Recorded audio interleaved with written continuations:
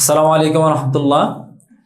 প্রিয় দাখিল 26 পরীক্ষার্থী বন্ধুরা, দেখতে দেখতে তোমাদের পরীক্ষা একদম নাকের ডগায় চলে আসছে, একদম তোমাদের ধার প্রান্তে চলে আসছে।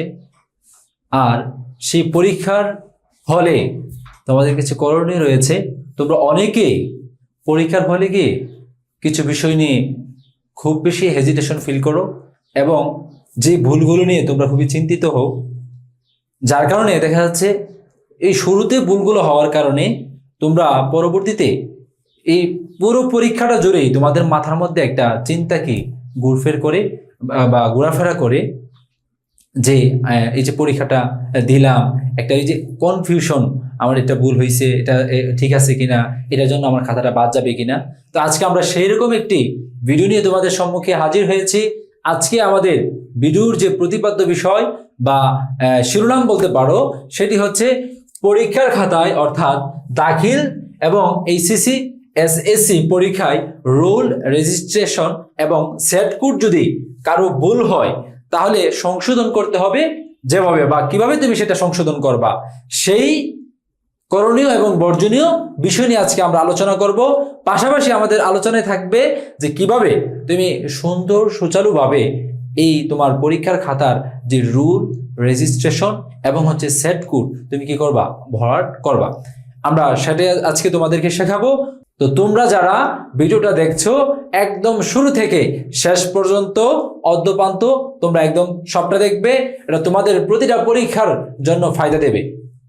আচ্ছা, তো এটা ছিল আমাদের প্রথম পেজ। তারপর যদি আমরা চলে যাই, এই হচ্ছে পরীক্ষার খাতা, এই হচ্ছে তোমার পরীক্ষার যে প্রথম পেজ। অর্থাৎ এই প্রথম পেজটা তোমাদের এরকম থাকবে। এটা তোমরা অনেকেই টেস্ট পরীক্ষাতে বা তোমাদের যে মডেল টেস্ট পরীক্ষা হয়েছে মাদ্রাসাতে, বা কি বলতে পারো, হ্যাঁ মডেল টেস্ট, তোমাদের পরীক্ষাতে যে মডেল টেস্ট পরীক্ষাটা হয়েছে সেখানে কিন্তু তোমরা এই সিস্টেমে পরীক্ষাটা দিছো। তারপর অনেকের সেন্টারে গেলে অনেকের কি হয়, তোমার একটা ভয় কাজ করে। এজন্য আমি বলি যে মাথা রাখতে হবে কুল, তাহলে পরীক্ষার খাতায় তোমার হবে না ভুল। অর্থাৎ তুমি যদি মাথা ঠান্ডা রাখো সেক্ষেত্রে তোমার ভুল হওয়ার সম্ভাবনা খুবই কম। অর্থাৎ এই পরীক্ষার খাতাটা পাওয়ার পরে আমরা প্রথমে মাথার একদম ঠান্ডা রাখতে হবে। মাথা কখনো আমাদের দেখা যাবে হার্টবিট বেড়ে যাবে বা এরকম একটা অনুভূতি হতে পারে, কিন্তু আমরা সেটাকে কন্ট্রোল করব। জোরে জোরে তোমরা নাক দিয়ে শ্বাস নিয়ে মুখ দিয়ে ছাড়বা, বা জোরে জোরে শ্বাস নিয়ে আগে নিজেকে কন্ট্রোল করবা। ঠিক আছে, এটা সবার মধ্যে হয় যে প্রথম পরীক্ষা দিতেছো, সেন্টার কি না কি হয়ে যায়, কোথায় কি দাগ দেবো, একটা ভয় কাজ করে। তো প্রথমে তোমরা কাঠ পেন্সিল দিয়ে, তোমরা যারা এরকম ভয় ফিল করো, তোমরা একটা কাঠ পেন্সিল রাখবা, সাথে একটা ইরেজার রাবার রাখবা। এবং প্রথম যেটা এই যে রুল রেজিস্ট্রেশন নাম্বার গুলা তোমার এখানে, এই যে মনে করো রুল রেজিস্ট্রেশন এখানে দিল আমাদের, প্রথমে কাঠ পেন্সিল দিয়ে তোমরা এগুলা সুন্দর করে ভরাট করবো। আমরা যদি এখানে দেখি, এই যে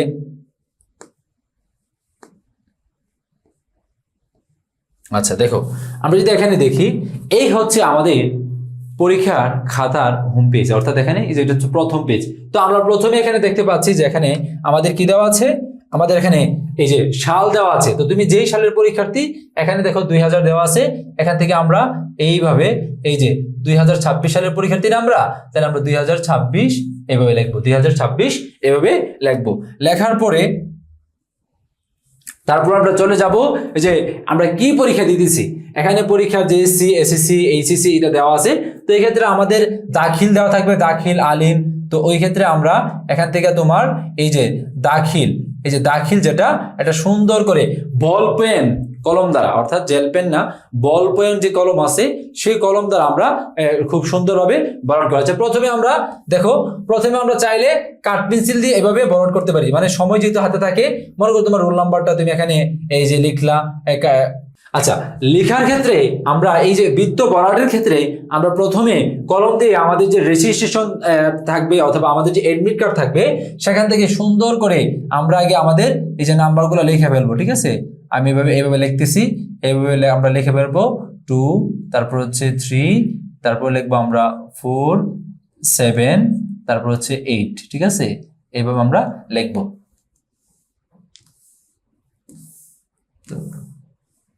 দেখো আমরা এইভাবে লিখে ফেলবো। ঠিক আছে, 8 লিখলাম।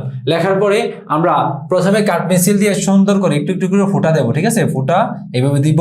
তারপর হচ্ছে এখানে 2 আছে, 2 এর বরাবর আমরা দিব, 3 আছে, 3 এর বরাবর দিব, তারপর হচ্ছে 4 আছে, 4 এর বরাবর দিব, তারপর 7, 7 এর বরাবর। এইভাবে আমরা প্রত্যেকটা কি দিব, এইভাবে ফোঁটা দেবো। আমরা প্রথমে এগুলো তোমরা লিখে ফেলবা রুল, তারপর হচ্ছে রেজিস্ট্রেশনটা আমরা যদি লিখি 8, তারপর হচ্ছে 9, তারপরে 0, তারপরে 5, তারপরে 6, 7, তারপরে দিতে পারো 2, তারপর হচ্ছে 3, তারপরে 9, তারপর হচ্ছে 8। এই আমরা রেজিস্ট্রেশনটা লিখে ফেললাম। তারপর বিষয় কোডটা তোমার যদি এখানে হয়, দেখো আমরা এখান থেকে দেখো বিষয় কোড প্রথমে দিলাম 101 দিয়ে যদি শুরু হবে। দেখো বিষয় কোডের ক্ষেত্রে আমরা এখানে দিলাম এই যে 101, ঠিক আছে? 101। তাহলে এখান থেকে আমরা বিষয় কোডটি এইভাবে লিখে ফেলবো। লিখে আমরা প্রথমে কাঠ পেন্সিল দিয়ে প্রত্যেকটা যেগুলো লিখছি আমরা প্রত্যেকটা কাঠ পেন্সিল দিয়ে আমরা প্রথমে এভাবে ভরাট করবো, ঠিক আছে? প্রথমে আমরা প্রথমে আমরা তোমাদেরকে দেখাচ্ছি যে কিভাবে তোমরা খাতাটা ভরাট করবা। তারপরে দেখাবো ভুল হলে তোমাদের করণীয় কি। 0, তারপর হচ্ছে তোমার 5, তারপর হচ্ছে এখানে 6, তারপর হচ্ছে 7, তারপর হচ্ছে 2, তারপর হচ্ছে 3, তারপর হচ্ছে 9, তারপর হচ্ছে 8, ঠিক আছে? এটা লিখলাম, কাঠ পেন্সিল দিয়ে ভরাট করবা। তারপর বিষয় কোডের ক্ষেত্রে যদি আমরা দিই বিষয় কোড, এই যে বিষয় কোড দিলাম আমরা এই যে কাঠ পেন্সিল দিয়ে আমরা এইভাবে দেখে নেব। দেখার পর আমরা একটু মিলাই দেখবো যে আমরা যে এটা লিখছি ভরাটের যে ঘরগুলা, অর্থাৎ আমরা উপরে রোল নাম্বার যে লিখেছি এবং নিচে যে আমরা এই ভরাটের যে ঘরগুলা সিলেক্ট করেছি এগুলা ঠিক আছে কিনা। যদি ঠিক থাকে তাহলে তুমি ফাইনালি এবার তুমি কি করবা, এবার তুমি তোমার এই যে বল পেন কলম দ্বারা একদম সুন্দর করে গোল গোল করে তুমি ভরাট করে ফেলবা। এই বল পেন কলম দ্বারা একদম সুন্দর করে তুমি ভরাট করে ফেলবা, ঠিক আছে? সুন্দর করে তুমি ভরাট করে ফেলবা, এইভাবে তুমি ভরাট করে ফেলবা, ঠিক আছে? বল পেন কলম দ্বারা এভাবে সুন্দর করে এইভাবে আমরা ভরাট করে ফেলবো। এইভাবে প্রতিটা ঘর এই যে সুন্দরভাবে তুমি ভরাট করে ফেলবা। 3, এইভাবে তুমি ভরাট করে ফেলবা, ঠিক আছে? আচ্ছা, এখন কেউ মনে করো এই যে তুমি এখানে ভরাট করতে গিয়ে অথবা লেখার পরে তোমার কাছে মনে হইলো আরে আমার তো এখানে একটা ভুল হয়ে গেছে, যে এখানে লেখার কথা ছিল 5, এখানে এই যে মনে করো লেখার কথা ছিল 5, আমি লিখে ফেলছি 6। এই যে এখানে লেখার কথা ছিল কি 5, আমি লিখে ফেলছি 6, এই তো ভুল হয়ে গেল। এখন আমার করণীয় কি? এখানে যদি কোনো কিছু ভুল হয়ে যায় সেই ক্ষেত্রে তুমি কুল হয়ে যাবা, ঠিক আছে? তুমি বেশি মাথা গরম করবা না, ঠান্ডা মাথায় ডিসিশন নিতে হবে। যদি এখানে এরকম ভুল হয়ে যায় যে লেখার কথা ছিল 6, তুমি লিখে ফেলছো 5, অথবা লিখে ফেলছো 7, অথবা লিখে ফেলছো তুমি 8, অথবা এখানে 3 এর জায়গায় তুমি লিখে ফেলছো 4 বা 5, তো সেই ক্ষেত্রে তোমার এখানে মাথা ঠান্ডা রেখে তোমার প্রথম কাজ হচ্ছে তুমি এখানে নিজে কিছু করতে যাবে না। প্রথম কাজ হচ্ছে তোমার যে এখানে পরীক্ষার হলে গার্ড থাকবে তাদেরকে কিন্তু এই পরীক্ষার জন্য ট্রেনিং দেওয়া হয়। তোমার কাজ হচ্ছে তার শরণাপন্ন হওয়া, অর্থাৎ তার কাছে বিষয়টা খুলে বলা যে স্যার আমার এখানে এই যে রুল রেজিস্ট্রেশন লিখতে গিয়ে আমার এটা ভুল হয়ে গেছে। এটা কি হয়ে গেছে? এই যে এই ঘরে আমার ভুল হয়ে গেছে, এখন আমি কি করব, এখন আমার করণীয় কি? তখন তিনি তোমাকে যেটা বলবে তুমি সেটাই করবা, ঠিক আছে? তিনি তোমাকে যে দিক নির্দেশনা দিবে তুমি সেটাই করবা, নিজে থেকে কোনো কিছু করতে যাবা না। অথবা অনেকে দেখা যাচ্ছে তুমি এই যে রুল নাম্বার লিখতে গিয়ে তুমি এখানে রেজিস্ট্রেশন লিখে ফেলো, অথবা এই যে আবার এই যে রেজিস্ট্রেশনের জায়গায় রোল নাম্বার লিখে বলো, রোল নাম্বার লেখা শেষ, দেখেছে আর কিছু ঘর খালি, আরে এখানে তো ঘর পরিপূর্ণ হওয়ার কথা ছিল, ঘর খালি কেন? তখন দেখা যায় আরে আমি তো রেজিস্ট্রেশনের জায়গায় রুল লিখে ফেলছি। তখন সে তার মাথার মধ্যে তখন দেখা যাচ্ছে যা পয়রা আসছে এটার টেনশনে সবকিছু মনে হয়ে যায় কি হয়ে যা, একদম মনে হারাই যা, ঠিক আছে? এই ক্ষেত্রে তোমার করণীয় হচ্ছে এরকম যদি ভুল হয়ে যায় এটা সর্বপ্রথম টিচারকে, তোমাদের যে হল গার্ড থাকবে যিনি তোমাদের গার্ড দেবে পরীক্ষার হলে, তাকে এই বিষয়টা সমস্ত বিষয়টা জানানো, অর্থাৎ তিনি যেটা বলবে তুমি সেটাই করবা, ঠিক আছে? তারপর এখন এই ক্ষেত্রে পরীক্ষার অর্থাৎ এই বছর যেই পরীক্ষা কমিটি আমাদের দাখিল পরীক্ষার তো তারা যে সিদ্ধান্তটা দিয়েছে, যদি এরকম কারো ভুল হয়ে যায় যে রুল রেজিস্ট্রেশন নাম্বার এরকম যদি কারো কোনো ভুল হয়, এই যে নাম্বারিং এ ভুল হয়, ঠিক আছে, তখন সেটা কি করতে হবে, এই যে একটানে কাইটা ফেলতে হবে, একটানে কাইটা ফেলতে হবে, একটানে কাইটা এই যে এখানে মনে করো 6 এ ভুল হয়েছে, 7 এ ভুল হয়েছে, তাহলে 7 এ ভুল হলে তোমার সঠিক হবে কত, সঠিক হবে 8, তাহলে তুমি এখানে উপরে 8 লিখবা, এই যে এইভাবে 8 উপরে এইভাবে তুমি 8 লিখবা, ঠিক আছে। মনে করো 7 এ ভুল হয়েছে, এখানে তুমি 8 লিখবা, তো লেখার পর এখানে তো তুমি 7 বরাদ করে ফেলছো, এখন তোমার কাজ কি, তুমি কি এটা ক্রস দিবা, এটা ক্রস দিবা না, এরকম করা যাবে না। তখন তুমি কি করতে হবে, এই যে 8 লিখছো, সঠিকটা লিখছো না, তাহলে এই ভুল বৃত্ত বরাদটা তোমার কাটা যাবে না, এটা যেভাবে আছে সেভাবে থাকবে। তুমি এখানে এই যে 8টা আবার বরাদ করবা, তাহলে একই জায়গায় দুইটা ঘর ভরাট হইলে এখানে কোনো কি নাই, কোনো সমস্যা নাই। তোমার এখানে যারা খাতা দেখবেন তারা সঠিকটা এখান থেকে কি নিবেন, তোমার থেকে বেছে নিবে, বিষয়টা বুঝছো, খুঁজে নিবে। তাহলে বৃত্ত ভরাটের ক্ষেত্রে কোন রকম কাটা, তারপরে ঘষা মাজা অথবা সাদা যে কালি, অর্থাৎ তোমার সাদা আছে না তোমার, যে দেখা যাচ্ছে অনেকে সাদা এই যে তোমার কালি দিয়ে কি করে এটা তোমার মুছে ফেলে, তো এরকম সাদা কালি বা কাঠ পেন্সিল দিয়ে অথবা রবার দিয়ে বা এই যে ক্রস চিহ্ন দিয়ে এইগুলো করা যাবে না, টোটালি করা যাবে না। অর্থাৎ সঠিকটা তোমাকে বৃত্ত ভরাট করে দিতে হবে। একাধিক বৃত্ত যদি ভরাট হয় সেক্ষেত্রে সঠিকটা তারা কি নিবে, খুঁজে নেবে বা মিলিয়ে নিবে, এটা তুমি টেনশন করবা না, ঠিক আছে। এটা গেল একটা, ঠিক আছে। তাহলে রুল ডিসিশনের ক্ষেত্রে যদি এরকম ভুল হয়ে যায় তাহলে তোমাকে কি করতে হবে, একটানে কেটে ফেলতে হবে, একটানে কেটে সঠিকটা লিখতে হবে, একটানে কেটে কি করতে হবে, এই সঠিকটা এই উপরের মধ্যে লিখতে হবে। এই যে এখানে এরকম একটানে কেটে 9 এর জায়গায় তুমি কি লিখলা, এখানে তুমি এই যে মনে করো সঠিক হবে 7, তুমি 7 লিখলা, তারপর এখানে 7টা এই যে 9ও বরাদ করলা, তারপর 7 এখানে যেহেতু 9 আগেই তুমি বরাদ করে ফেলছো, তাহলে এই জন্য কি করবা, তুমি এখানে এবার এই যে সঠিক যেটা 7, এই 7টা তুমি এবার বরাদ করে ফেলবা, ঠিক আছে। অর্থাৎ পরীক্ষার খাতার মধ্যে যদি এরকম ভুল হয় তোমরা এটা করবা। তাহলে প্রথম কাজ হচ্ছে হলে যিনি গার্ড থাকবে তাকে বিষয়টা জানানো, তিনি যে সমাধান দিবেন সেই সমাধান তুমি খুঁজে নিবা, অথবা অনেকেই দেখা যাচ্ছে সমাধান দিতে পারে না বা এরকম একটা ঝামেলা হয়, তো সেক্ষেত্রে তোমার করণীয় হচ্ছে এরকম একটানে কেটে তুমি সঠিকটা লিখে সঠিক বৃত্তটা তুমি বরাদ করে দিবা, ঠিক আছে। বিষয়কোটের ক্ষেত্রে এরকম সেম, বিষয়কোটের ক্ষেত্রে এরকম যদি ভুল হয় তাহলে তুমি এভাবে সঠিকটা কেটে তুমি লিখে ফেলবা। তারপর হচ্ছে অতিরিক্ত খাতার মধ্যে তুমি যদি এখানে এই যে অতিরিক্ত খাতা নাও, অতিরিক্ত খাতার মধ্যে 2 সিস্টেম থাকে, বিষয়টা বুঝছো, এখানে একটা সিস্টেম, আবার অন্য জায়গায় এই যে তোমার কি বলে এই যে অতিরিক্ত খাতার সংখ্যা থাকে। তাহলে আমরা এখানে এই যে অতিরিক্ত খাতার তুমি যে 1 পেজ নাও, এখানে একটা বরাদ করবা, ঠিক আছে, একটা। তারপর যদি 2 পেজ নাও তাহলে তুমি দুইটা যদি অতিরিক্ত পেজ নাও সেক্ষেত্রে এখানে স্বাক্ষর থাকবে, এভাবে তুমি বরাদ করে দিবা, ঠিক আছে। আচ্ছা, তারপর যদি যাই আমরা, এটা গেল আমাদের পরীক্ষার খাতা বরাটের নিয়ম। আর এখানে বোর্ডের ক্ষেত্রে এখানে তো তোমার ঢাকা বোর্ড, বরিশাল এগুলো দেওয়া আছে, কিন্তু মাদ্রাসার বোর্ডের ক্ষেত্রে এখানে মাদ্রাসা বোর্ডের তুমি অপশন পাবা, সেখানে তুমি মাদ্রাসা বোর্ড যেটা সেটা তুমি বরাট করবা, মাদ্রাসা বোর্ড, ঠিক আছে। এই মাদ্রাসা বোর্ড তুমি চমৎকারভাবে বরাট করবা।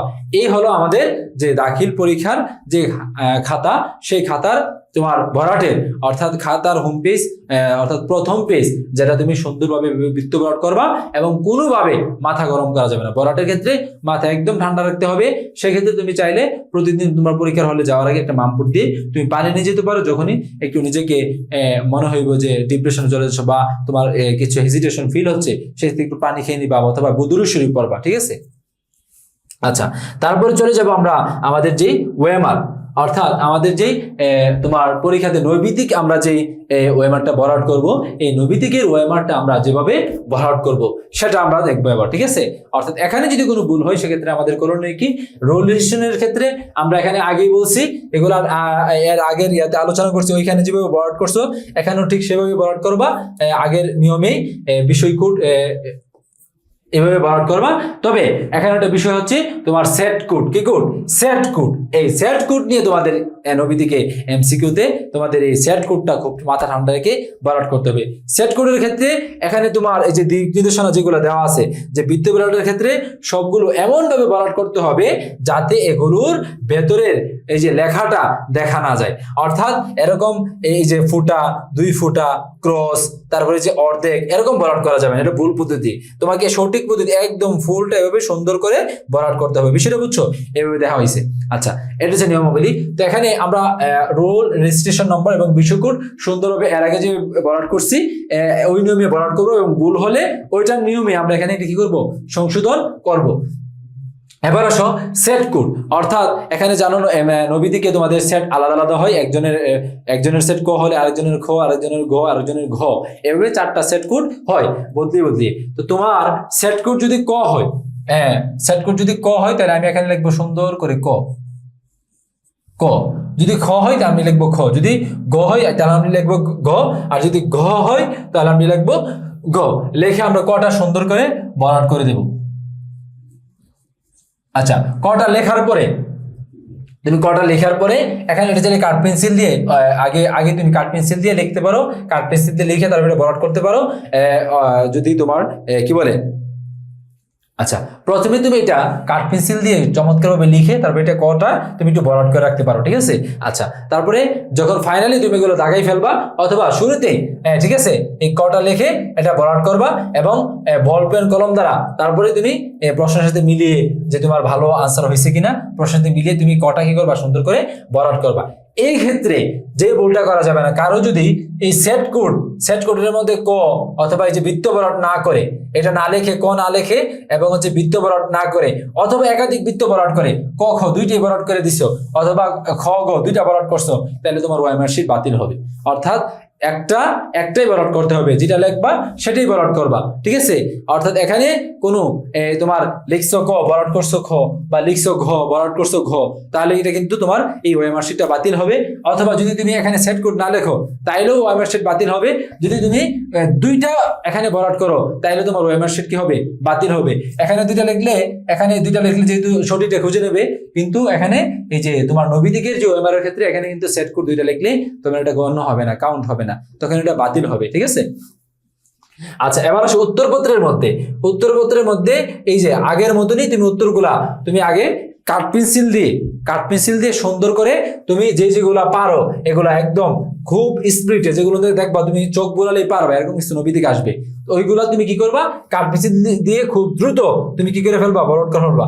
সময় নষ্ট করবা না, মনে করো তুমি 1 নাম্বারটা পারো, তাহলে 1 নাম্বারটা থাকলা, 2 নাম্বারটা পারতেছো না, তাহলে 2 নাম্বারটা স্কিপ, এটা টিক চিহ্ন দিয়ে রাখবা। অর্থাৎ এখানে 2 নাম্বার প্রশ্নে কি রাখবা, টিক চিহ্ন দিয়ে রাখবা, যে এটা তুমি পরবর্তী সময় দিবা। 3 নাম্বারটা যেটা চোখ বোঝালে পারো সেগুলাতে একদম টানা, অর্থাৎ এখানে কোনো সময় ক্ষেপণ করা যাবে না। যেমন 1 আমি পারি, তাহলে 1 টিক চিহ্ন দিলাম, 2 পারি না কিন্তু 3 পারি, 3 আমি টিক চিহ্ন দিলাম, 4 পারি না 5 পারি, তাহলে 5 মধ্যে দিলাম, 6 পারি না 7 পারি না 8 পারি না 9 পারি না, মানে একটু ভাবতে হবে, যেগুলো একটু ভাবতে হবে সেগুলো পরে। 10 নাম্বারটা পারি, তাহলে 10 নাম্বার টিক চিহ্ন।